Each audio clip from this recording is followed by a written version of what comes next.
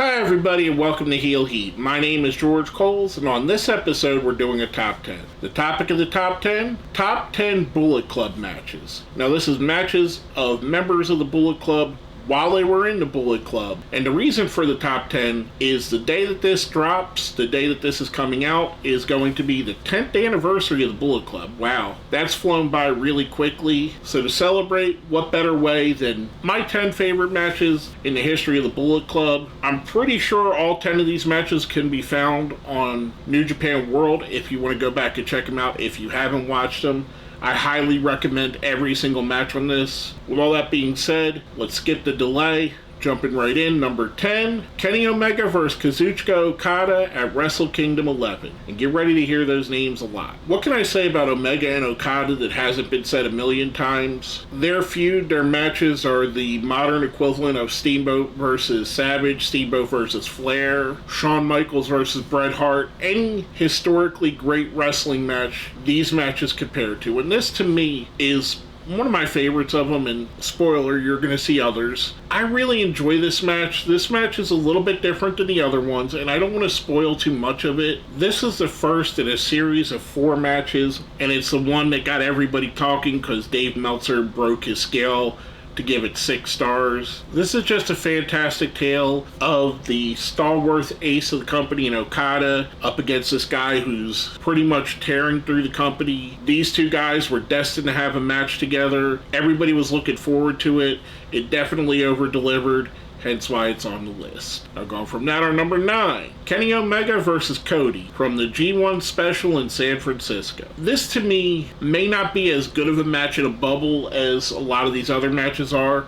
A lot of these matches on the list, you don't have to know the backstory for them to be great. This one leaned a lot on the backstory and the build-up. This was during a time where Kenny Omega was the leader of the Bullet Club, and Cody Rhodes was kind of quietly trying to take over the Bullet Club, but not so quietly. This was at a time where New Japan was really trying to break into America, so they were playing out storylines both in Japan and on Ring of Honor, trying to build to a show like this so they could have a foothold in America. And this was the big feud that they went with, Omega versus Cody. This is a great match. The storytelling in the match is fantastic. To me, if you have a list of your top wrestlers in the world and you don't include Cody Rhodes, who I think is the best storyteller in ring in all of wrestling, you're judging it on something different than I would, because I think this is fantastic. I really enjoyed it. I really love this match, especially the payoff. Now going from that, our number 8, fittingly from Wrestle Kingdom 8, Prince Devitt versus Kota Ibushi. Here we have Prince Devitt, the guy that the Bullet Club was started for, the original leader of the club, the guy that really started picking up momentum with, and Kota Ibushi, who at the time, and still is, one of the top talents in the world. At this point, Kota Ibushi was a little bit more of an enigma. This was still very early on in the rise of New Japan to a more prominent role in North America, so a lot of fans were watching this Wrestle Kingdom, and the one after is the one that really got a lot more fans into it. But a lot of fans watched this Wrestle Kingdom that hadn't watched any of the previous ones, hadn't watched New Japan in decades, because the Bullet Club name was already picking up steam at this point. A lot is said about the influence of the Bullet Club, and it all starts back with Prince Devitt. Without Prince Devitt, aka Finn Balor now, being that initial leader and his initial guidance in the Bullet Club, it wouldn't be what it is today. What a fantastic match. I mean, you got Prince Devitt versus Kota Ibushi. How can you go wrong with that? I'll go from that, our number 7, AJ Styles versus Hiroshi Tanahashi from King of Pro Wrestling 2014. Coming in as the new leader of the Bullet Club when Devitt left to go to America to become Finn Balor. AJ Styles coming off of some of his best work in TNA Wrestling, Impact Wrestling. I don't know if it changed over at that time or not yet, but he was doing some of his best work in his career, and he was proving why he was phenomenal.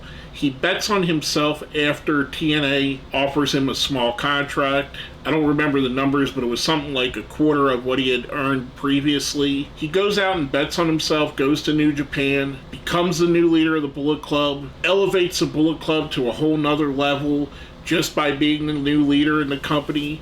by putting on fantastic matches all the way up and down the card. This match with Tanahashi, who at the time was the ace of the company as well, we weren't quite yet into Okada's era, which would come very soon after this, but still, this was one of those things that was getting a buzz all across the wrestling world. Everybody had to see what AJ Styles was doing. Everybody knew how great AJ Styles was, but he took it to another level in New Japan, and ever since then he's been one of the top wrestlers in the world. He was already one of the top wrestlers in the world prior to that, but he really cemented himself as an all-time great in this run. I love this match. I love Tanahashi. I love AJ. This was fantastic. Now going from that, our number 6. Kenny Omega versus Tetsuya Naito at the G1 Climax 26. I forget the exact day of the match, but this was an awesome match. This was your two arguably most popular factions going up against each other, LIJ and the Bullet Club.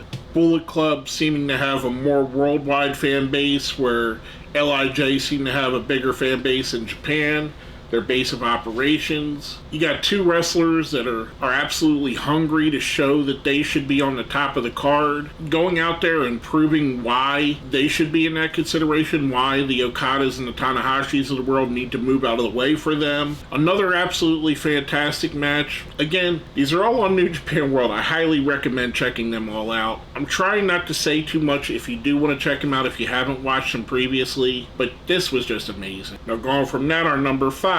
Kenny Omega versus Kazuchika Okada from Dominion 2017. And this match is the second of their matches, and it's built on everything from the first match and went even further. This was a match where they took moves that they did in the first match, or move sequences, and reversed them and played a human game of chess on such an extreme level. The quickness, the violence of this match, the stamina it took. This was a rather long match. Again, I don't want to spoil anything if you haven't seen it, but this was just two guys at the absolute top of their game, pouring it all in the ring, giving us enough difference from their first match to not be totally bored with it, rewarding the fans that watched that first match by going, oh my god, that's what he did the first time. This time it didn't work because they've studied each other. Just a great ring psychology type match, a great stamina match. This is one of the matches that is going to stand the test of time, in my opinion. You could go back to this in 20 years, 30 years, and still show how great it is. I absolutely love this match. Obviously, it's on my list, but it was just a really fun match, and without trying to say too much, it's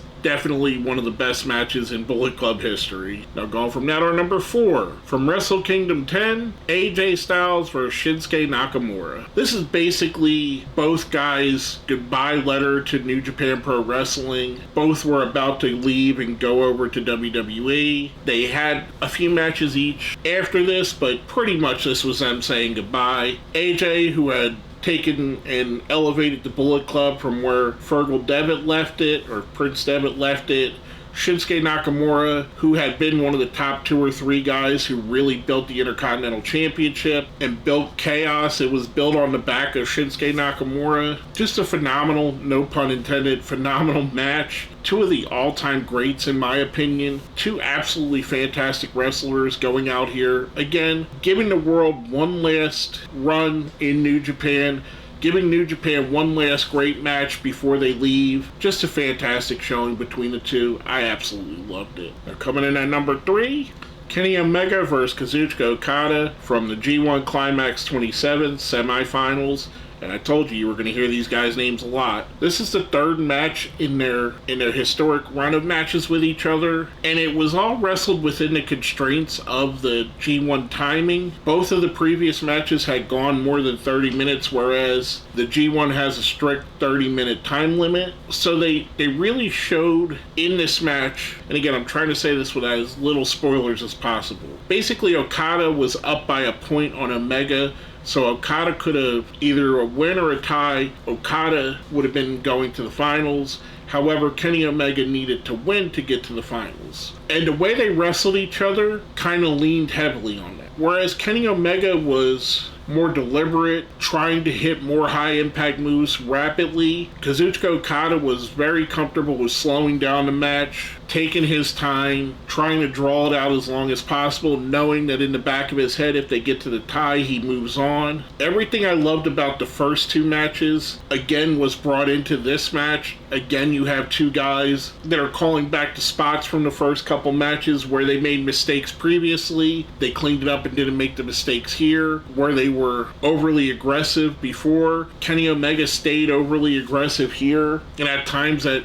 fell right into Okada's hands. Again, just another masterful match between two of the great wrestlers of this generation. I absolutely loved it. I'll go from that, our number two. From Wrestle Kingdom 17, Jay White vs. Kazuchika Okada. Much like I said with AJ Styles and Nakamura, this was kind of Jay White's last great hurrah in New Japan. Yes, he would continue to wrestle for 2 months in New Japan after this, but this was his last big high-profile match against arguably his biggest opponent, and for Kazuchika Okada, his kryptonite. Jay White has a better win percentage against Kazuchika Okada than any other wrestler in the world. It always seemed during their feud, whether they had been wrestling every show for 5 months or took a year off between matches, Jay White always had the upper hand. Whether it be him and Gato turning on Okada, whether it be just the littlest thing, Jay White was always a step ahead of him. And to me, this was one of the matches, not just this match, where it really solidified Jay White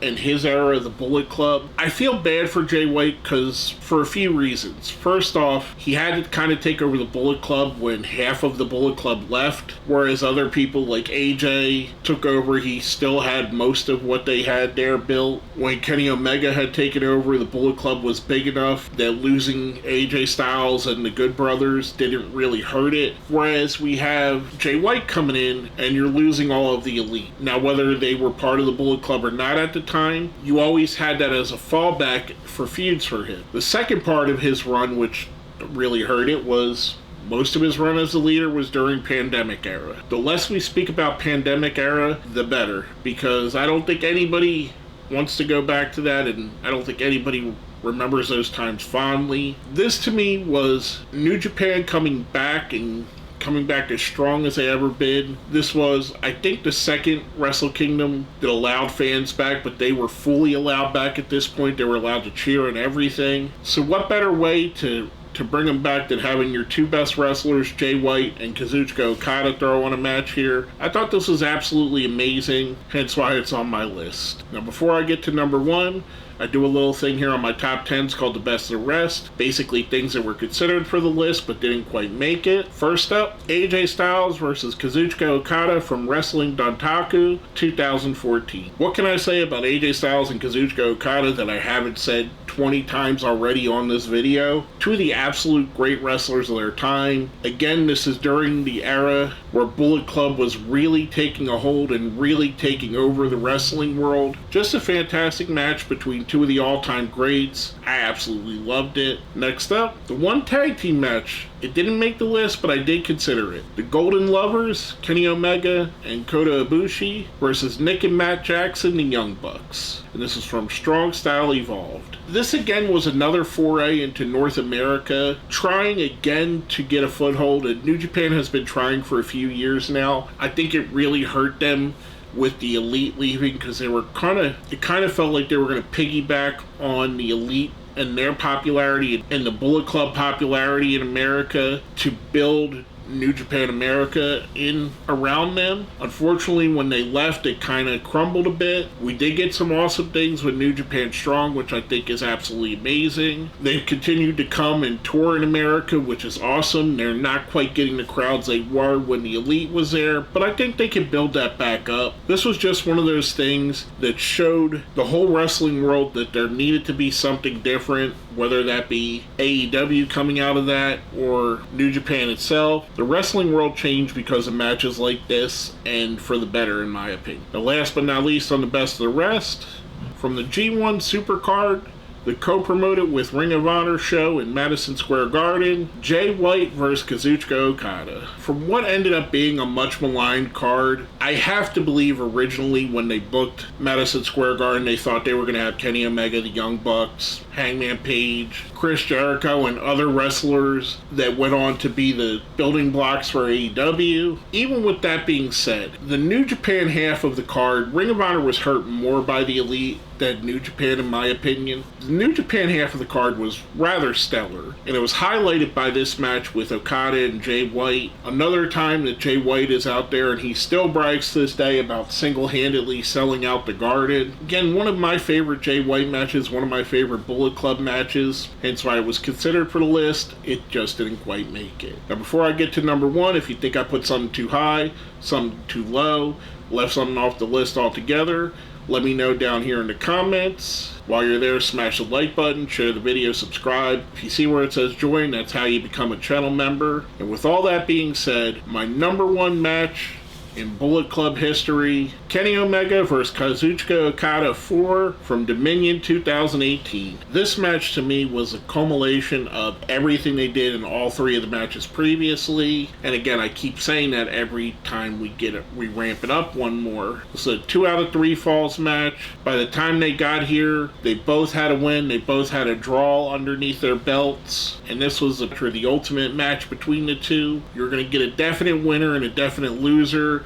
There was no time limit. This match is famously the highest rated match in Wrestling Observer history, going by Dave Meltzer, and I tend to agree with him here. I don't necessarily think this is the greatest match of all time. It's one of the greatest matches of all time. It's on my short list. I think matches like Walter and Ilya Dragunov from NXT TakeOver, or the Steamboat Flair 3 set of matches, or Flair vs. Funk in the I Quit match, or Tully Blanchard and Dusty Rhodes in the I Quit match. Those all are in the short conversation with me, and depending on what day and what I'm wanting to see, I could say any of those matches is my favorite. With that being said, this hangs with all of those. This is as good, if not better, than any wrestling match you're ever going to see from an in-ring standpoint from two of the absolute greatest wrestlers that have ever stepped into the wrestling ring. And yes, I know that both guys have some detractors, Kenny Omega more so than others, but objectively, to watch this match and not think this is one of the greatest matches of all time, I don't get that. That makes no sense to me. To me, this was, in my opinion, the best match New Japan Pro Wrestling's ever had, and that covers a lot of ground. The best match in Kazuchika Okada's career, the best match in Kenny Omega's career, and that covers a lot of ground between those two absolute stellar legends. When people ask me what match would I show to someone to kind of get them to be a wrestling fan, this is one of the matches I think of, because if you're gonna like wrestling, you're gonna like this. Absolutely phenomenal match.